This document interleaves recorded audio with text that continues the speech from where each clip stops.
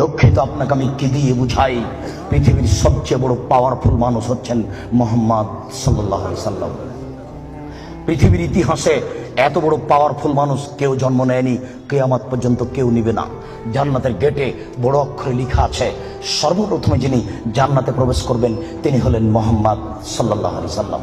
জান্নাতের ভিতরে একটা ঘর আছে, সেই ঘরের ভিতর দিকে একজন ফেরেশতাকে দাঁড় করে রাখা হয়েছে, এখনো উপস্থিত।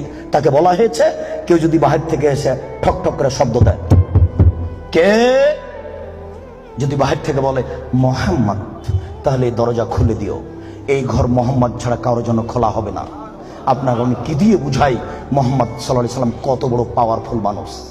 বিচারের মাঠে ইব্রাহিম আলাইহিস সালাম বলবেন, কাদ গাজিবা আলাইয়া রাব্বি, আমার প্রতিপালক আমার উপরে রাগ করেছেন। মা গাজিবা মিন কাবল ওয়ালা বাদ, আমার প্রতিপালক এইরকম রাগ পূর্বেও কোনোদিন করেননি, ভবিষ্যতেও কোনোদিন করবেন না। নাফসি নাফসি, আমার যে কি হয় তা আমি নিজেই বুঝি না।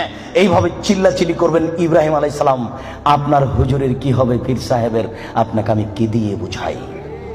শুনুন, ওই সময়তে মুহাম্মদ সাল্লাল্লাহু আলাইহি সাল্লাম সিজদায় পড়বেন, তখন আল্লাহ বলবেন, এই ফারাসাক সালতুতা আসফাতু সাফা, মুহাম্মদ মাথা উঠান, বলেন, যা বলবেন তাই মেনে নিব।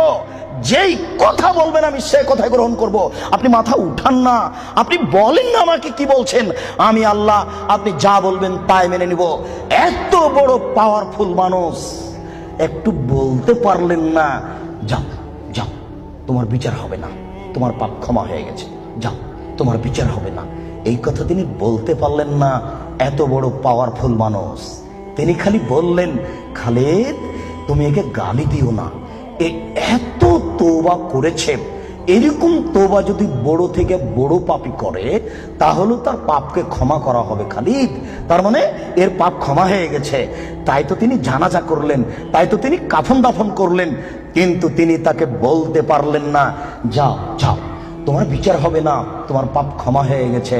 পৃথিবীর সবচেয়ে বড় পাওয়ারফুল মানুষ এ কথা বলতে পারলেন না। তার মানে বিবাহ করার পরে জেনায় লিপ্ত হলে তার দুনিয়াতে বেঁচে থাকার কোনো সুযোগ নেই। আমি আপনাকে কি দিয়ে বুঝাই শরীয়ত কি জিনিস? বিবাহ করার পরে জেনায় লিপ্ত হলে তার বেঁচে থাকার কোনো সুযোগ নেই। আব্দুর রাজ্জাক সাহেব, কথা বুঝেছি, একটু দয়া করে কোনো পথঘাট বলেন। জি।